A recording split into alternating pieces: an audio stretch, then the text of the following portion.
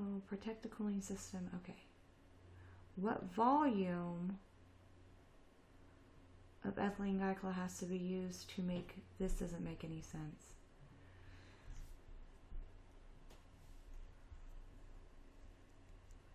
You would just pour this volume out. So this is a very bad problem. I must have forgot to tell you the concentration needed. What volume of ethylene is used to make 5? This is just crap.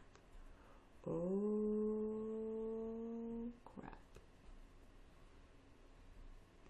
Not enough info. Let's try again. Oh, good Lord. How many grams of 4% weight by weight sodium hydroxide in water is needed to neutralize what 10 milliliters of this? Oh, we're good here. Okay, so we're assuming that we need to completely neutralize an acid. So we need to remember that H plus OH, an acid and a base at a proportion of 1 to 1 will make one water molecule. So it takes one base to neutralize one acid to get it to one water. So it's a very hard problem. How many grams of 4% weight by weight solution of potassium hydroxide in water are needed to neutralize completely the acid in 10 milliliters of the sulfuric acid? So we need to neutralize all of it. It's a small amount, 10 milliliters. We're going to start with the 4% solution, and I'm going to figure out how many moles, how many grams of this are needed.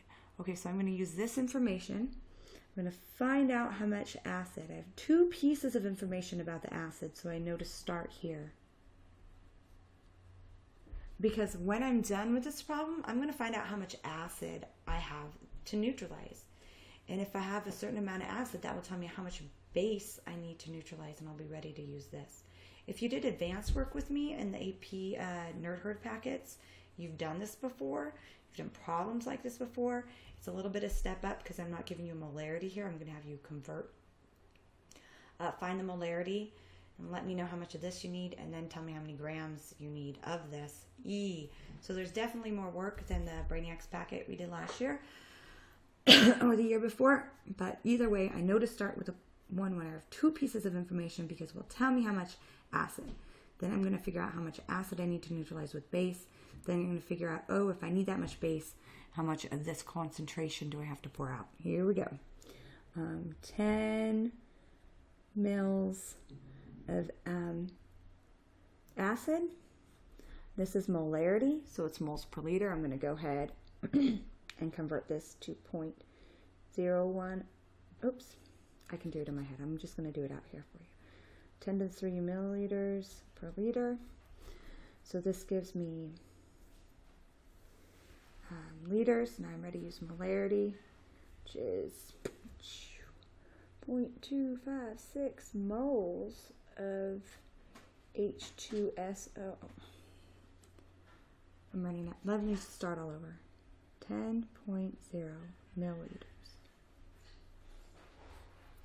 For every 10 to the 3 or 1,000 milliliters, I have a liter. If you want to jump, I don't do this. I'll just jump and say that's 0.1 liters. But I'm trying to do it slowly and carefully so that a complex problem like this doesn't get too confusing.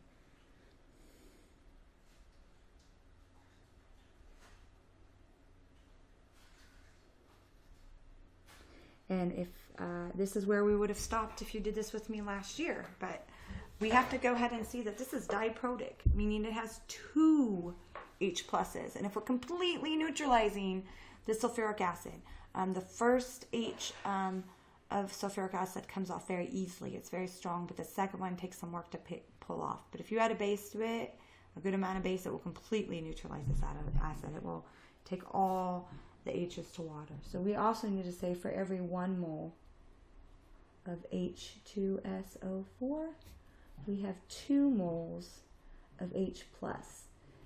This little math spiel will tell you exactly how much H plus we need to neutralize.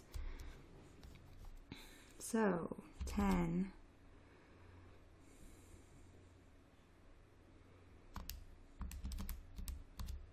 so we have 0.01 times 0.256 times 2.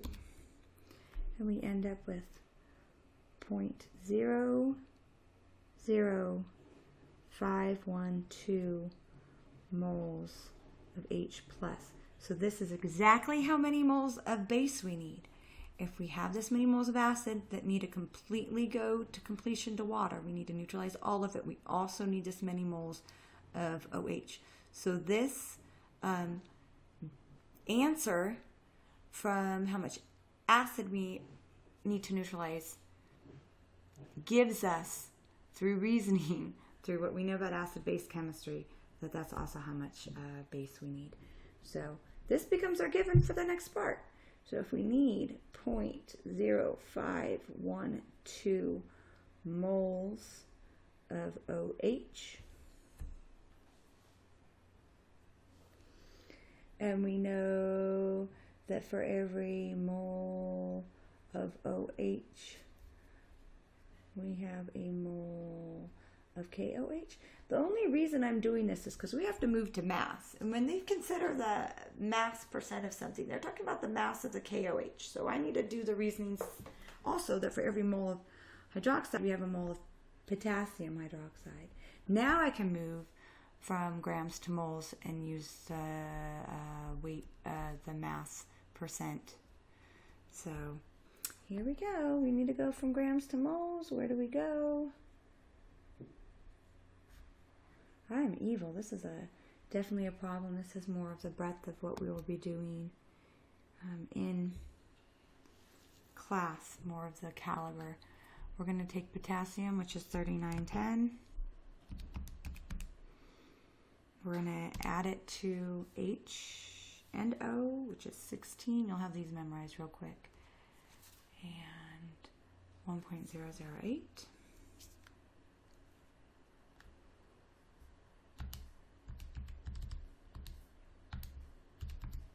The molar mass is 56.108. Now we have this percentage, and we're just going to assume how much? 100 grams, because this percent is in 100 grams. This means we had 4 grams per 100 grams. So we're allowed to say that means we had 4.00 grams of KOH per 100 grams of solution, right? So right here we've got the grams of KOH. We used this as molar mass. I didn't label this. You need to. And our last step will be using the fact that for every 400 grams of KOH, that's our units on top, so we need to put it on the bottom.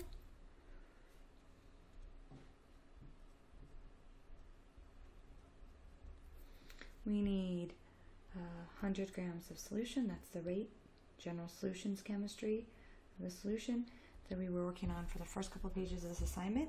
This is what it's going to feel like. Number 17 is what it's going to feel like when we start to get into acid-base chemistry, and titrations and graphing get pretty intense, especially as we move through what a graph looks like when we're trying to neutralize, how the pH changes as we try to neutralize these things. Yeah, we'll be throwing logarithms in here and quadratic equations as well.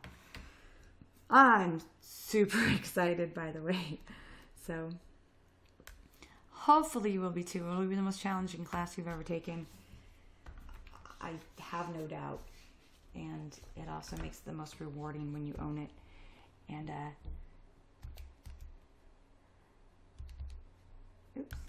0.0512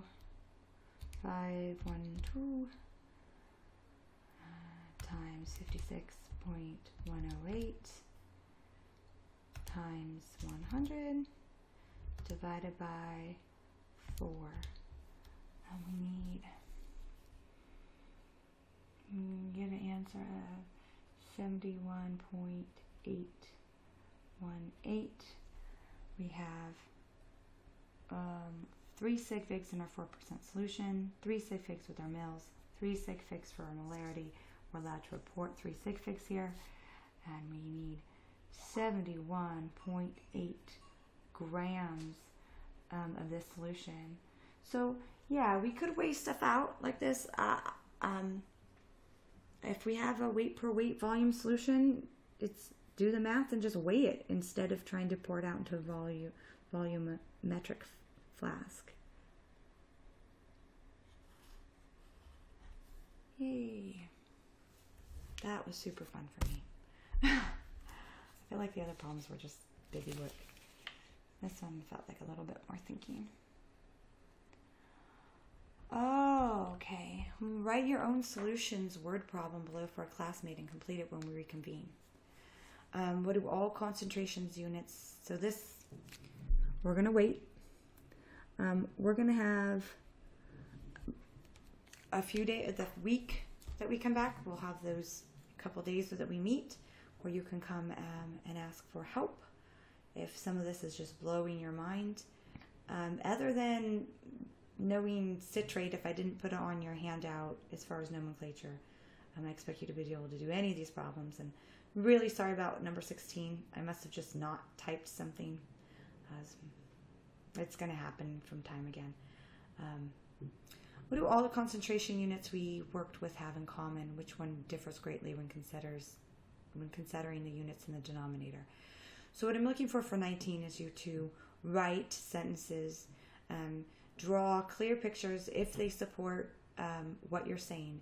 That's allowed. You know, if you've had me before, that I like to have fun. I would love to see one of N's potatoes pouring something or have a joke, but and I'll tell you, you know, when we're working that's ethical, just know that that kind of stuff is not allowed on the AP exam. You could even lose points for casual language. It's going to be a challenge for me to not say that, you know, these things are attracted to each other for this reason and not because of electrostatic forces. But yeah, I want you to just give me what you got for number 19, and we'll share those answers out along with sharing 18 when we get back. Hope this was kind of helpful. If you do it and you're just like, what is she doing? What is she doing? You're always free to email me, and I'll try to, if I get like a couple people saying that to me, I'll try to go through a tutorial where I can teach the concepts a little bit better. But for now, I'm tired of doing these worksheets, and you probably are too. I know you guys know that you need to do the nomenclature worksheet. I'll throw this in real quick. If you've had a chance to work on it, you need to know these things.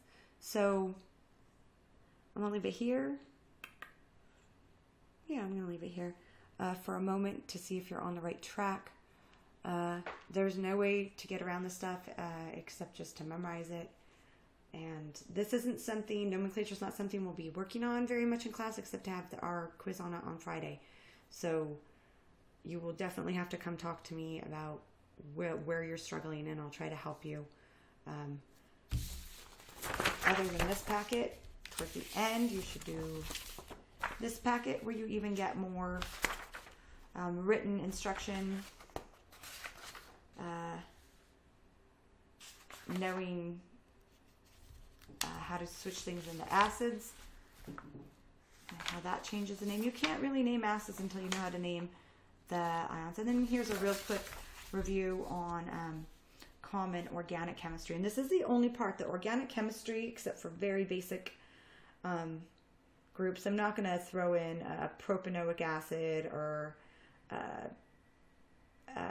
any other carboxylic acids or amines on this first set of nomenclature. I'll try to include that in the email too.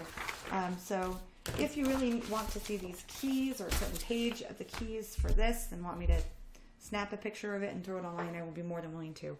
I'm going to quit recording, send out a quick email, upload the videos to YouTube, put the links on a shared Google Doc I've made for you, and then take a break and get to work on planning some more stuff for teaching you guys. Okay, have a great one.